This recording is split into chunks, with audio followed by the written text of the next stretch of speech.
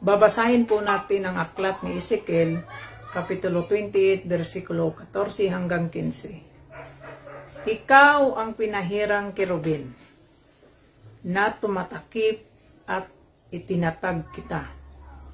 Na anupat ikaw ay nasa ibabaw ng banal na bundok ng Diyos. Ikaw ay nagpamanhik manaog sa gitna ng mga batong mahalaga. Ikaw ay sakdal sa inyong mga lakad. Mula sa araw na ikaw ay lalangin hanggang sa ang kalikuan ay nasumpungan sa iyo. Si Satanas pala, sa pasimula, ang tawag pala sa kanya, pinahirang kerubin. Siya pala isang kerubin. Bakit po siya tinawag na Satanas? Ang salita pong Satanas, kung sa salitang Hebreo ay Satan, na ibig po sabihin, kalaban. No?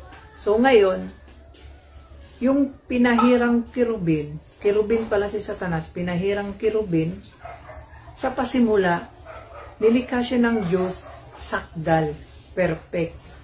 Kaso lang, nakita ng Diyos kasi sa kanya, nasumpungan sa kanya, yung kalikuan. Alin ba yung kalikuan ni Satanas na nasumpungan ng Diyos?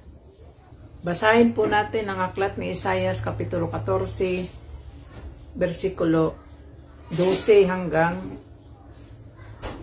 15. Sabi dito, ano't nahulog ka mula sa langit, o tala sa umaga? Anak ng umaga, paano ikaw ay magpak sa lupa? Ikaw na siyang nagpahina sa mga bansa, at sinabi mo sa iyong sarili, ako'y sasampa sa langit, aking itataas ang aking luklukan sa itaas ng mga bituin ng Diyos, at ako'y uupo sa bundok ng kapisanan sa mga kaduduluhang bahagi ng hilagaan. Ako'y sasampa sa itaas ng mga kataas-taasan ng mga alapaap. Ako'y magiging gaya ng kataas-taasan. Ganun may mabababa ka sa Seol sa mga kaduduluhang bahagi ng hukay. Si Satanas pala, gustong makipantay sa Diyos, nagpalalo pala si Satanas. Alam niyo kasi, si Satanas yung pinahirang kerubin. So, tinawag na ngayon yung anghel na kerubin, tinawag na ngayon na Satanas. Kasi si Satanas kasi revealed din na kalaban ng Diyos, yung ibig sabihin. Kaya nga ngayon, ang tawag na sa kanya, Satanas. Ibig sabihin, kaaway ng Diyos, kaaway na. No? Alam niyo, kaya si Satanas kasi, nasa katotohanan yan dati. Kaso lang, hindi na nanatili sa katotohanan. No? Yung nagpalalo siya sa Diyos, ang ginawa naman niya, yung ano na siya, yung rebuildi na siya. Ang sabi po sa Juan 8:44, ganito, kayo'y sa inyong amang dyablo, at ang mga nais ng inyong ama, ang ibig niyong gawin. Sabi niya, siya'y isang mamamatay tao buhat pa ng una. Si Satanas pala, mamamatay tao na buhat pa ng una. No? Sabi pa dito, at hindi nanatili sa katotohanan. Ibig sabihin, si Satanas talaga, dati yung pinahirang kerubin pa siya, sakdal pa siya, sakdal kasi siya ginawa ng Diyos, na siya sa katotohanan. No? Kaso lang, hindi nananatili sa katotohanan. Yun na ngayon, nagmataas siya, gusto siya makipantay sa Diyos. No? Ngayon, ang trabaho naman si Satanas ngayon, mamamatay tao na, buhat pa ng una. Meron na siyang mga sakop, mga anak. Ama ng tawag din sa kanya. No?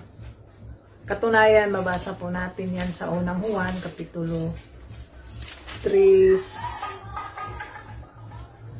hanggang 8. Ang gumagawa ng kasamaan ay sa dyablo. Yun po ang trabaho ni Satanas, yung gumagawa ng kasamaan. Sapagkat buhat pa ng pasimula ay nagkakasala ng dyablo, di ba? Siya talagang unang nagkasala na nilalang ng Diyos. No? Sa bagay na ito'y nahahayag ang anak ng Diyos upang iwasak ang mga gawa ng dyablo. Sa 9, Ang sino mang ipinanganak ng Diyos ay hindi nagkakasala, sapagkat ang kanyang binhi ay nananahan sa kanya, at siya hindi maaring magkasala, sapagkat siya ipinanganak ng Diyos sa 10. Dito, nahahayag ang mga anak ng Diyos at ang mga anak ng Diablo. Kaya nga si Satanas, meron ng mga anak. Kaya nga doon sa Juan 8:44, ama. Ama na din tawag sa kanya. No? Pero yung trabaho kasi nila, opposite doon sa mabuti. Ang ginawa nila, puro masama. Sa Diablo yon. Sa Aklat ng Job 1:7. At sinabi ng Panginoon kay Satanas, saan ka nang galing? Nang magkagayon sumagot si Satanas sa Panginoon at nagsabi, sa pagpaparoot parito sa lupa. Ibig sabihin, pwede siya, kumbaga, naggala-gala siya, kumbaga, sa kakanaog sa Bisaya, paroot parito siya. Diba? Malawak po ang kanyang bilangguan. Hindi po dili po natin pwedeng i-imply sa bilangguan lang ng tao. Di Satanas, ang bilangguan niya malawak. No, lugar niya ang kalawakan. No, pero yung kalawakan mayroon niyang sukat kasi. No, bilangguan niya 'yan. So yung mundo dati sa panahon ni Eva at Adan, malinis 'yon. Kaso lang bumaba doon si Satanas, pumasok. Ang ginawa naman sa tao, yung si Eva, ay si Adan, ginawa naman ni Adan, pinapasok si Satanas. Sa spiritual, ibig sabihin doon, yung si Satanas kasi, sa Genesis Kapitulo 3, di ba mayroong conversation doon sa ahas, at saka kay Eva at saka kay Adan.